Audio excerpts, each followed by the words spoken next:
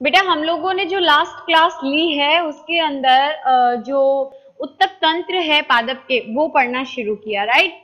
अब उस उत्तक तंत्र में हम लोगों ने देखा था कि सबसे पहला जो उत्तक तंत्र होता है वो अधिचर्म उत्तक या बाह्य त्वचा उत्तक कहलाता है। आ रही बात समझ में? इसके अलावा जो तने होते हैं उनके ऊपर एक क्यूटीन की जो आवरण होता है वो और पाया जा सकता है, जिसे हम बोलते हैं उपत्वचा। ठीक है, अदरवाइज जो जड़ होती है उसके अंदर ये उपत्वचा नहीं पाई जाती है ना। तो सबसे पहले वाला उत्तक जो होता है वो बाह्य त्वचा होता है। एक कोशिकीय परत होती है, मतलब सिंगल जो कोशिकाएं होती है वो आपस में जुड़कर इस परत का क्या करती है, निर्माण करती है ना।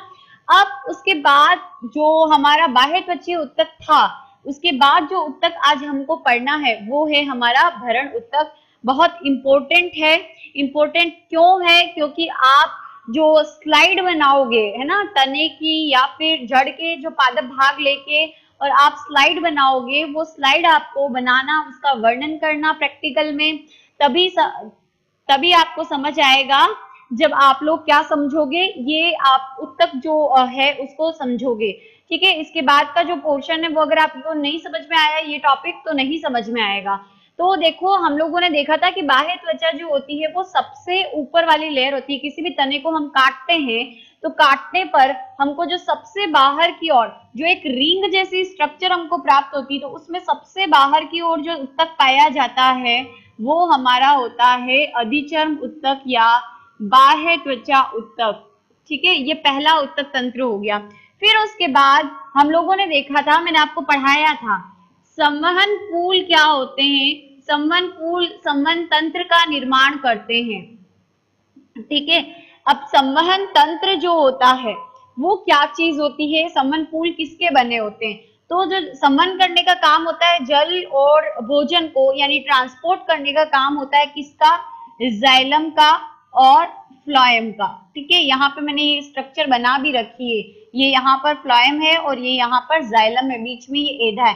तो ये जो आपको स्ट्रक्चर दिख रही है उसे हम कहते हैं संवहन पूल, और विभिन्न संवहन पूल जोड़कर क्या बना लेते हैं, संवहन तंत्र का निर्माण करते हैं। ठीक है, तो ये इस तरीके से संवहन पूल जो होते हैं जो कि जाइलम और फ्लोएम के बने हुए होते हैं, यहाँ पे फ्लोएम या जाइलम, ये फ्लोएम ये जाइलम, ये फ्लोएम और ये जाइलम, ये फ्लोएम और ये जाइलम। ठीक है, तो ये जो हमारे संवहन पूल होते हैं, और तो ये संवहन पूल निर्माण करेंगे हमारे तीसरे उत्तक तंत्र का जो कहलाता है संवहन उत्तक तंत्र, जो कि बना होता है संवहन पूल से। तो ये तीसरे नंबर का है। तो अब इसके बीच में जितना भी उत्तक आएगा, खाली जगह आपको दिख रही है, वो उत्तक होगा हमारा भरण उत्तक। तो अगर मैं डेफिनेशन बनाना चाहूं तो भरण उत्तक की क्या डेफिनेशन बनेगी, क्या परिभाषा बनेगी, यानी वो उत्तक तंत्र जो किसके बीच में पाया जाता है, अधिचर्म उत्तक तंत्र या बाह्य त्वचा उत्तक तंत्र और संवहन उत्तक तंत्र के बीच में पाया जाता है। उस उत्तक को हम क्या कहेंगे, भरण उत्तक तंत्र कहेंगे। समझ में आ गया? तो ये होता है हमारा भरण उत्तक तंत्र। ये इसकी डेफिनेशन, किसके बीच में पाया जाएगा, ये बाह्य त्वचा और संवहन उत्तक तंत्र के बीच में पाया जाएगा। ये चीज आप ध्यान रखना इसकी डेफिनेशन पे। अब संवहन उत्तक तंत्र जो होता है इसके अंदर कौन कौन से उत्तक मिलते हैं, यानी किससे मिलकर बना होता है? तो पहला होता है वल्कुट, दूसरा भाग होता है इसका परिरंभ, और तीसरा होता है मज्जा और मज्जा किरणें। ध्यान रखना, बहुत इंपॉर्टेंट है। कोशिश करना कि आज याद कर लो, वरना आगे का जो पोर्शन है आप चाहे द्वितीय वृद्धि वाला टॉपिक ले लो। ठीक है, इसके अलावा आप ओतकी पढ़ते हो टीएस वाली, जो हम इस टॉपिक के बाद शुरू करने वाले हैं, वो आपको तभी समझ में आएगी जब ये समझ में आएगा। तो ध्यान रखना कि कोई भी कोशिका को हम काटते हैं तो बाहर ही बाह्य त्वचा आएगी। ठीक है, फिर उसके बाद जो शुरू होगा वो हमारा भरण उत्तक शुरू होगा।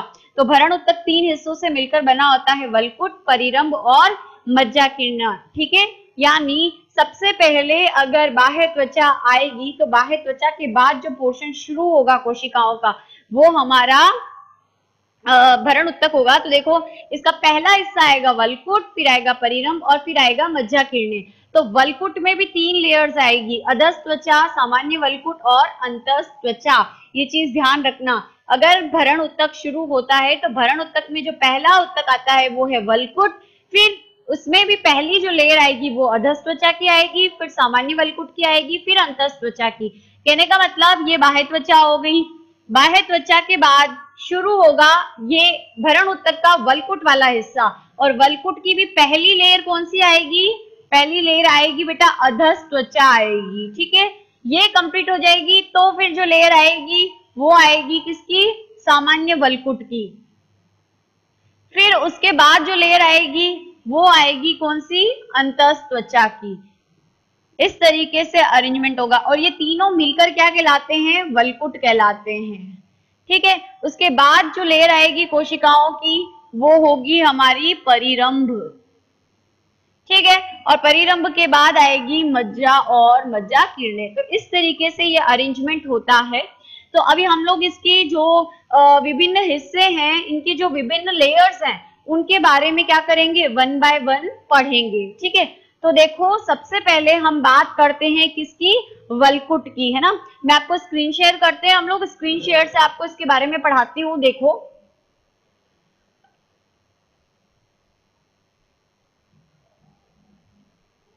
यहां पर ये देखो सबसे पहला भाग कौन सा है?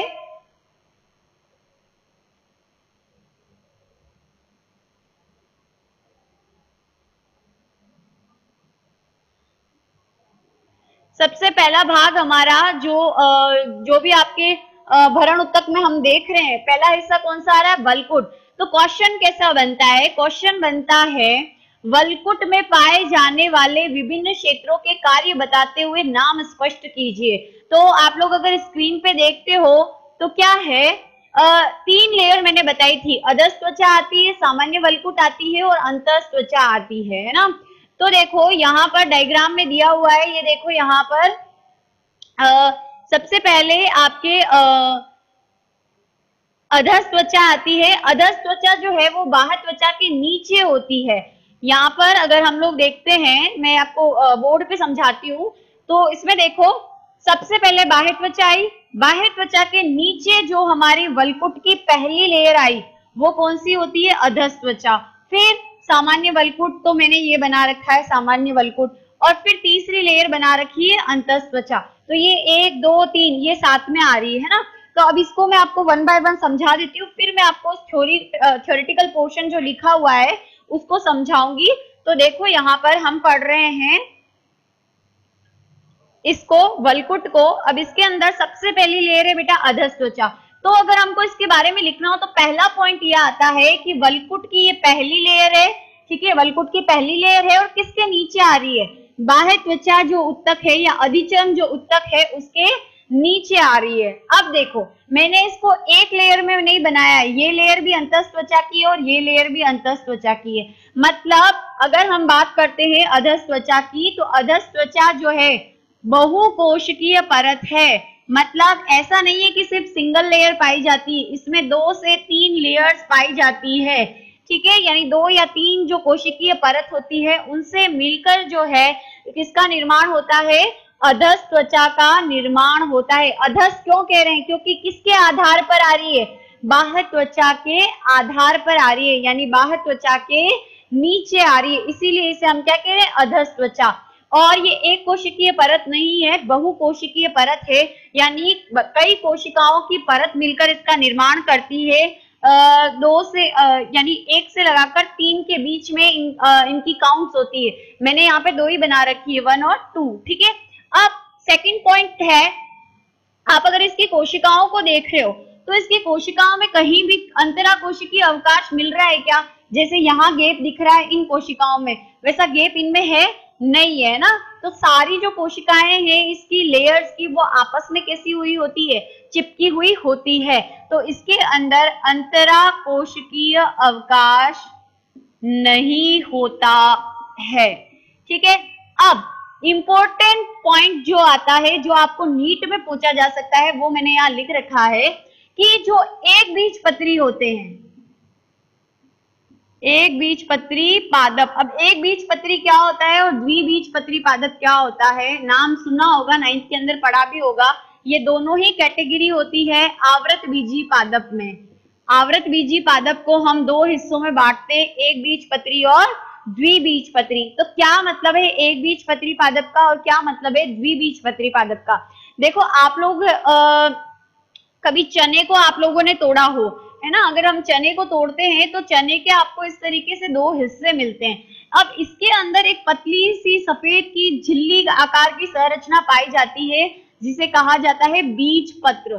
ठीक है, इसमें क्या रहता है? भोजन संग्रहित रहता है। किसका संग्रहण रहता है? भोजन का। अब इससे जो भी भ्रूण बनेगा, भ्रूण यहाँ प्ररोह का निर्माण करेगा यानी तन का करेगा, और नीचे किसका निर्माण करेगा? मूल का। तो ये जो भ्रूण का विकास होता है इससे नया पादप बनता है। भ्रूण से क्या बनेगा बेटा? नया पादप बनेगा। ठीक है, तो ये जो भ्रूण है उसको उसके विकास के लिए ये बीज पत्र में उपस्थित जो भोजन है वो काम में लिया जाता है। तो ये बीज पत्र जो होता है अगर उसकी संख्या 1 है तो वो एक बीजपत्री कहलाएगा, और अगर ये संख्या 2 है तो वो क्या कहलाएंगे? द्विबीजपत्री। ठीक है, पत्तियों के समान संरचना होती है जिसमें भोजन का क्या रहता है? संग्रहण यानी भोजन पाया जाता है। ठीक है, और ये भोजन किसके द्वारा काम में लिया जाता है? भ्रूण। ये भ्रूण भोजन करके क्या करता है? नए पादप में क्या हो जाता है? विकसित हो जाता है। आ रही है बात समझ में? तो अगर हम देखते हैं, अब हम आते हैं इस पे, यहाँ पर अधस्त्वचा को अगर हम देखते हैं तो जो एक बीजपत्री पादप है उनकी ये अधस्त्वचा है वो दृढ़ोत्तक की कोशिकाओं से बनी हुई होती है। अभी हम लोग पढ़ चुके हैं क्या दृढ़ोत्तक है और क्या स्थूलकोण उत्तक है। मालूम है ना? दृढ़ोत्तक ऐसी लंबी लंबी कोशिकाएं होती हैं और मृत कोशिकाएं होती है ना, तो ऐसी कोशिकाओं को दृढ़ोत्तकी कहते हैं। तो ये कोशिकाएं जो होती हैं अधस्त्वचा की एक बीजपत्री में वो होती है दृढ़ोत्तकी। ये नीट में पूछा जा सकता है, आपको ध्यान रखना। और जो द्विबीजपत्री पादप होते हैं जैसे कि चना हो गया, है ना, मटर हो गया, जिसमें दो बीजपत्र पाए जाते हैं। एक बीजपत्री में क्या आते हैं? गेहूं, चावल, और इसमें द्विबीजपत्री में मटर, चना, है ना। तो ये जो द्विबीजपत्री पादप होते हैं उनमें जो अधस्त्वचा होती है वो किसकी बनी हुई होती है?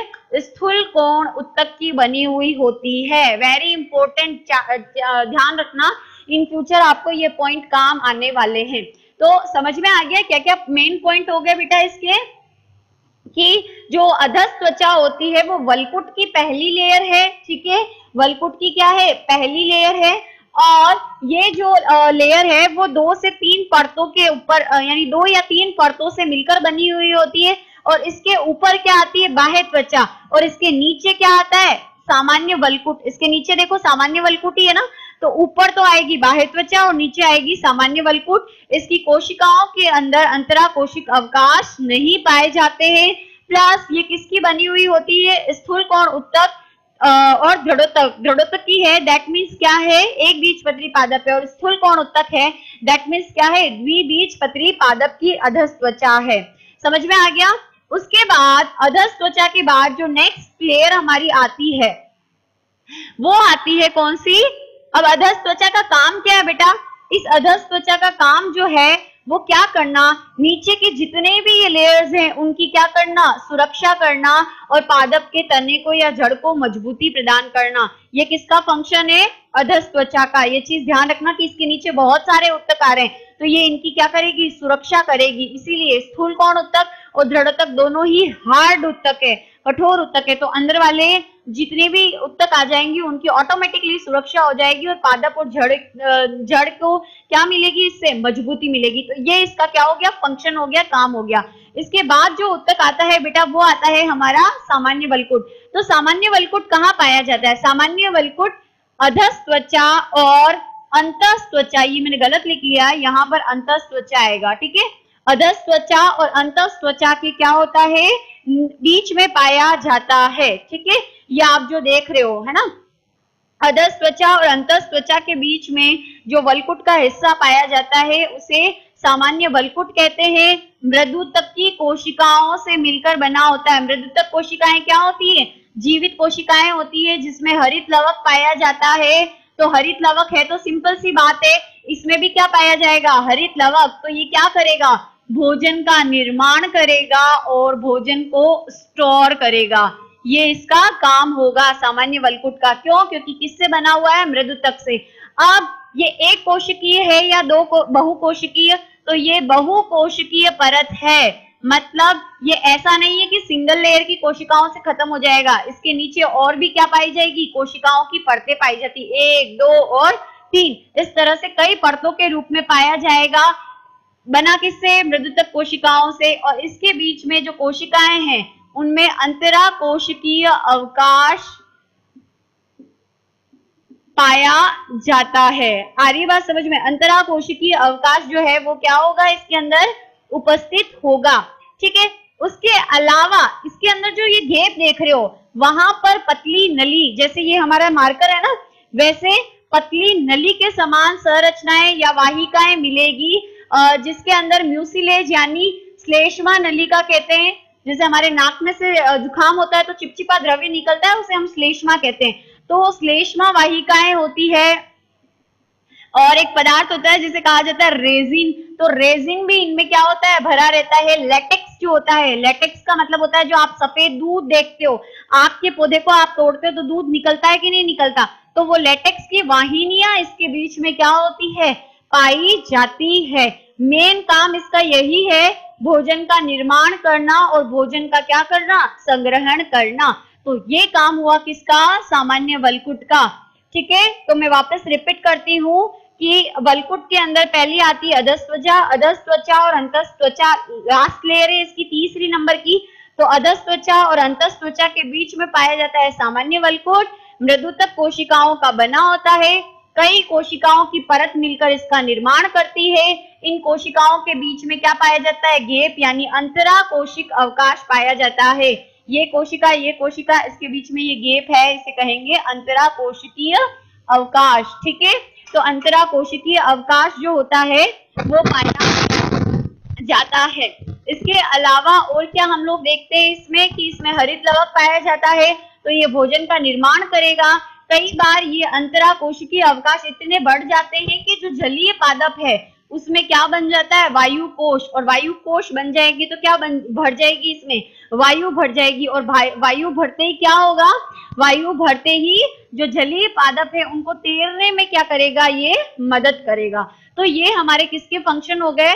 सामान्य वलकुट के फंक्शन हो गए। और इनके अंतरा कोशिकीय अवकाश के अंदर श्लेष्मा युक्त पतली पतली नलिका होती है, रेजिन युक्त पतली पतली नलिकाएं होती हैं, और जो दूध के समान पदार्थ होता है जिसको हम लेटेक्स बोलते हैं, वो उससे युक्त भरी हुई वाहिकाएं भी इन गेप्स के अंदर पाई जाती है सामान्य वलकुट के। ठीक है। तो ये हो गया। उसके बाद नेक्स्ट जो हमारी लेयर आती है वो आती है हमारी कौन सी? अंतस्त्वचा। ठीक है। कौन सी लेयर है? अंतस्त्वचा जो है वो लेयर है हमारी। इसको मंड आच्छंद के नाम से भी जाना जाता है। इसको मंड आच्छंद के नाम से भी जाना जाता है। बड़ी इंपॉर्टेंट है, ध्यान रखना। इसकी जो संरचना है वो ढोलकाकार होती है।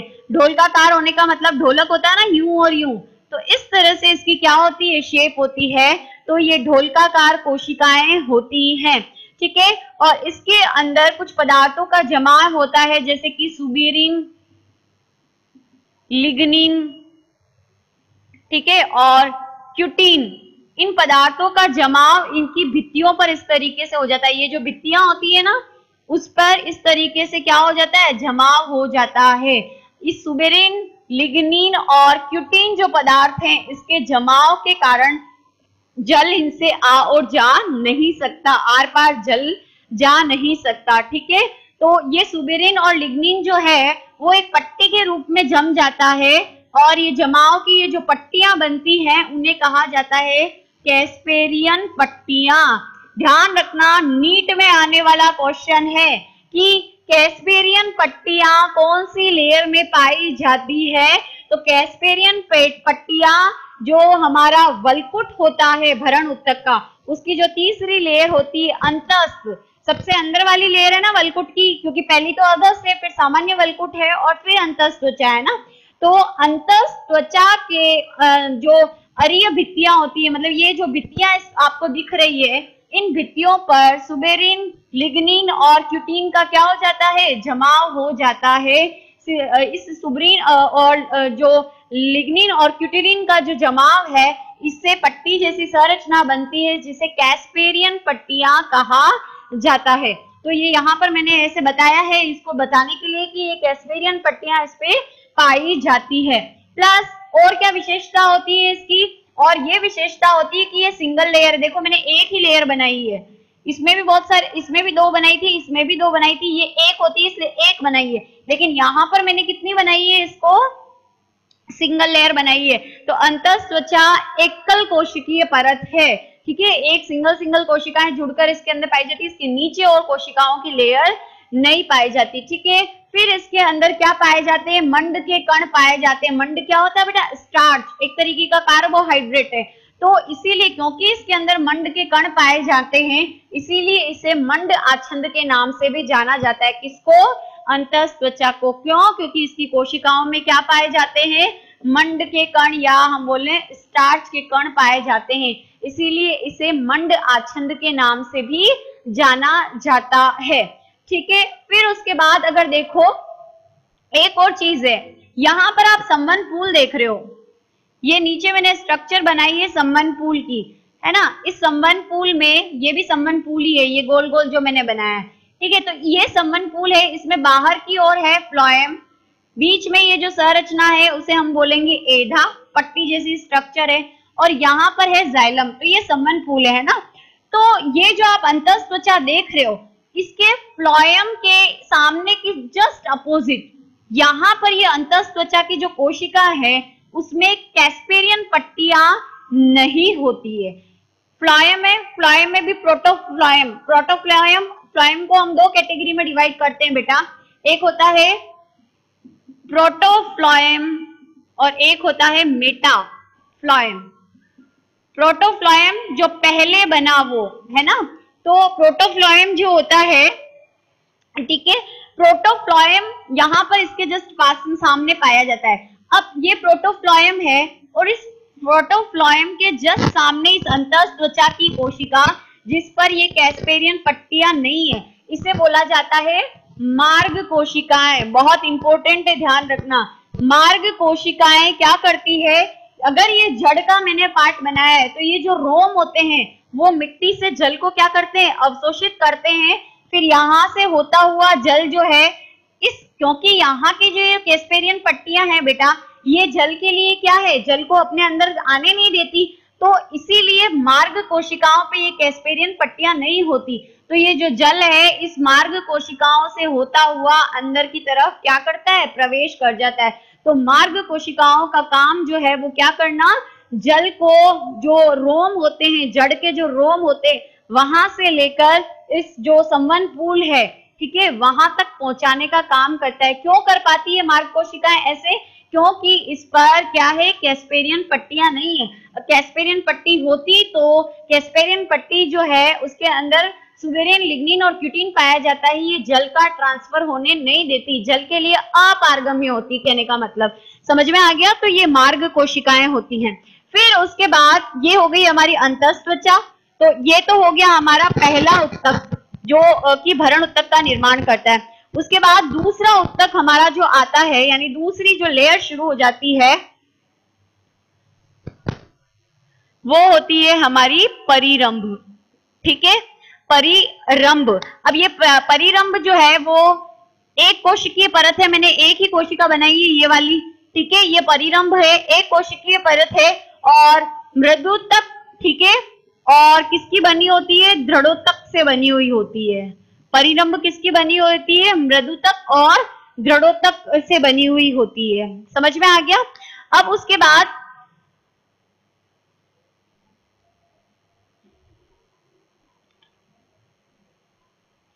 मृदुतक और दृढ़ोतक की बनी हुई होती है, ठीक है, ये सिंगल लेयर होती है। उसके बाद ये क्या करती है, द्वितीय वृद्धि, पादप जो होता है उसके द्वितीय वृद्धि के अंदर क्या करती है, सहायता करती है। फिर उसके बाद नेक्स्ट जो आता है वो आता है हमारे मज्जा और मज्जा किरणें। तो मज्जा और मज्जा किरणें क्या चीज होती है बेटा, यहाँ पर आप संबंध पूल देख रहे हो, संबंध पूल के यहाँ पर ये जो इस तरह से मृद की कोशिकाओं का समूह होता है बीचों बीच, इस तरीके से, इसे बोला जाता है मज्जा, ठीक है। मज्जा जो होती है वो एक बीजपत्री पादप के तने में और द्विबीजपत्री की जड़ों में नहीं पाई जाती है, पाई भी जाती है तो अल्प विकसित होती है द्विबीजपत्री की जड़ों में। बाकी जो हम द्विबीजपत्री का तना लेते हैं उसमें सुविकसित होती है, और जो एक बीजपत्री मूल है उसके अंदर जड़ में ये सुविकसित होती है। तो यहाँ पर जो मृदुतकीय कोशिकाओं का समूह पाया जाता है बीचों बीच, कहने का मतलब ये हम इस तरह से देखते हैं तो ये संवहनपूल है, और ये संवहनपूल के बीच में ये जो गैप है वहां पर मृदुतकीय कोशिकाओं का ये जो समूह पाया जाता है इसे हम मज्जा बोलते हैं। जल संवहन में क्या करता है, ये मदद करता है। और इन संवहनपूल के बीच में मृदुतकीय कोशिका इस तरीके से पाई जाती है, ये इस तरीके से कहां तक, इस परिरंभ तक, यानी इस तरीके से। ये तो हो गया मज्जा। यहाँ पर मृदुतकीय कोशिकाओं की एक लेयर पाई जाती है परिरंभ तक, इसे हम बोलते हैं मज्जा किरणें। आ रही बात समझ में? तो ये होता है मज्जा, और मज्जा किरणें कुछ नहीं है, ये क्या करेंगी, जल संवहन में मदद करती है। ठीक है, तो ये हमारे क्या हो गए, जितने भी पोर्शंस हैं इसके। अब आपको मैं डायग्राम में स्क्रीन शेयर करके दिखा देती हूँ फटाफट से।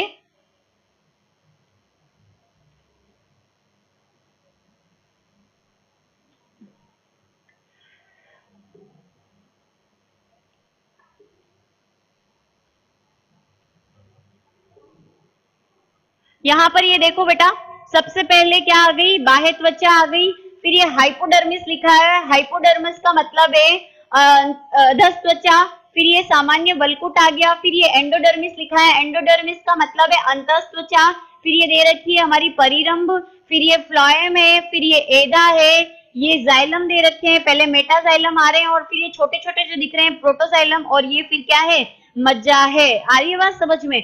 तो ये यहाँ पर आपके ये गोल गोल भी इसको दिखा रखा है। ठीक, तो ये इस तरीके से हमारे जो विभिन्न उत्तक होते हैं, संवहन उत्तक, वो अरेंज होते हैं।